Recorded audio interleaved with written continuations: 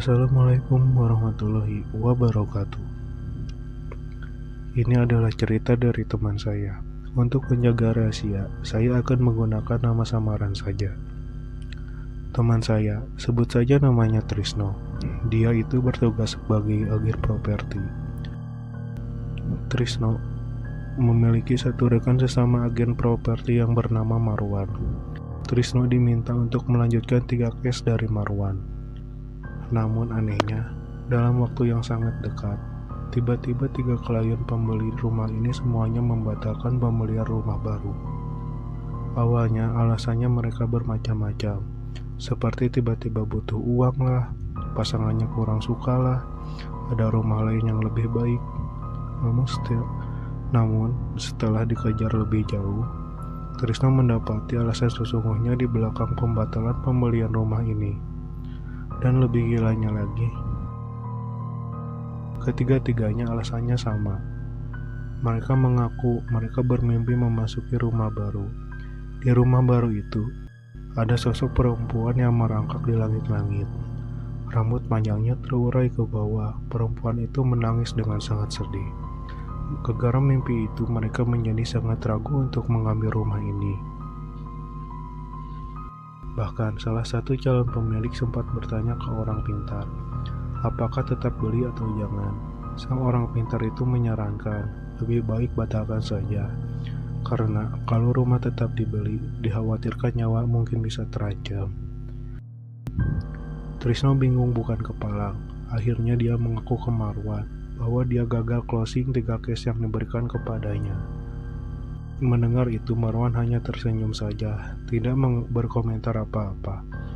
Berbicara soal Marwan, sebetulnya Trisno merasakan rekan kerjanya itu mulai aneh semenjak beberapa minggu terakhir. Marwan adalah cowok yang berpenampilan menarik dan penuh percaya diri. Dia sangat gampang mengakrabkan diri dengan lawan jenis, siapapun juga suka bergaul dengannya. Namun sekarang ini, dia menjadi seorang yang lebih sering diam.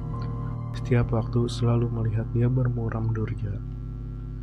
Dia jarang berbicara dengan siapapun kalau tidak ada urusan yang penting. Bahkan kalau misalnya ada panggilan telepon yang masuk dan yang menelpon adalah seorang perempuan, dia akan mengalihkannya ke Trisno atau ke rekannya yang lain. Kalau kebetulan tidak ada orang yang bisa dialihkan, dia langsung tutup teleponnya. Bos pun merasa sangat kesal dengan perilakunya itu. Kalau memang gak mau kerja, mending berhenti saja, marah bosnya. Namun rekan-rekan satu tim sudah lama mengenalnya. Jadi mereka mencoba mencari tahu apa yang menjadi penyebabnya.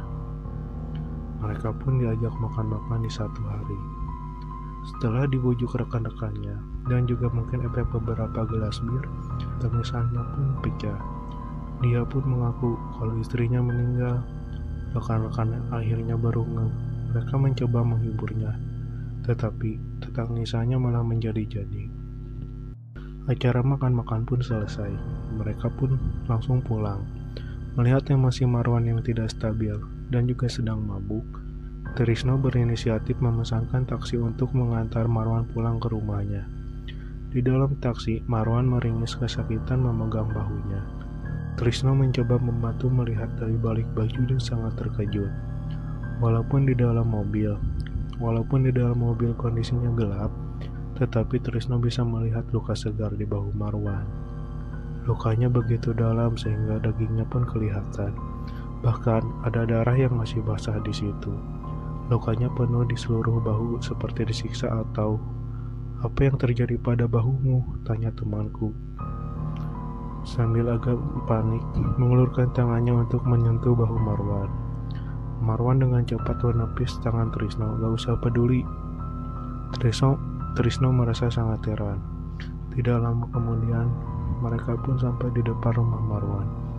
Trisno berpesan ke sopir taksinya agar jangan pergi dulu karena dia akan kembali untuk pulang ke rumahnya. Trisno memapah Marwan masuk ke rumahnya. Rumahnya hanya tinggal dia seorang saja. Trisno pun meletakkan rekannya ke sofa di ruang tamu. Pada saat meletakkan rekannya, dia merasa melihat ada sesuatu yang bergerak pada sudut matanya. Dia langsung menoleh dan alangkah terkejutnya. Ada sosok perempuan yang bergantung di langit-langit. Panik, Trisno langsung berlari ke luar rumah. Namun, sayangnya taksi tadi sudah tidak kelihatan. Sambil mengumpat, Trisno mengeluarkan handphonenya buru-buru memesan taksi lagi. Sambil menunggu, dia teringat rekannya masih di dalam. Dengan mengumpulkan segenap keberanian, dia berlari kembali ke rumah untuk menyelamatkan temannya. Tadinya, dia berpikir perempuan itu mungkin sudah hilang, namun dia salah besar.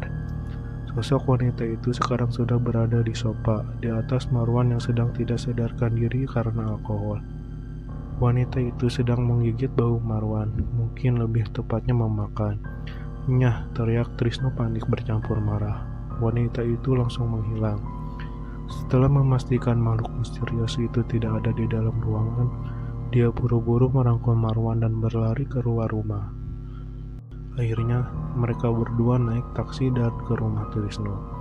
Keesokan harinya, setelah Marwan bangun, Trisno langsung bertanya, "Kamu tahu apa yang sedang terjadi semalam?"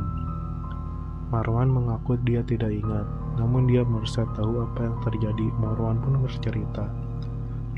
Luka bahunya ini disebabkan oleh istrinya. Trisno bertambah bingung. Ya, perempuan misterius di rumah Mawar selama itu adalah istrinya. "Istrimu, bukannya dia sudah meninggal?" tanya Trisno bingung. Dulu, Marwan sering menjalin hubungan gelap dengan beberapa pelanggan perempuannya. Istrinya menyadarinya. Terjadi cekcok lumayan panjang gara-gara itu. Istrinya yang tidak tahan akhirnya memutuskan untuk bunuh diri. Namun, sebelum bunuh diri, dia bersumpah dia tidak akan melepaskan semua perempuan-perempuan yang pernah berhubungan dengan Marwan. Dan sang istri bersumpah akan memakan daging Marwan dan meminum darahnya. Demikianlah sang istri meninggal dengan penuh dendam. Semenjak kepergian istrinya, Marwan merasa dia selalu diawasi saat dia bekerja, saat dia telepon, saat dia menggunakan handphone. Dia selalu merasakan keberadaan seseorang.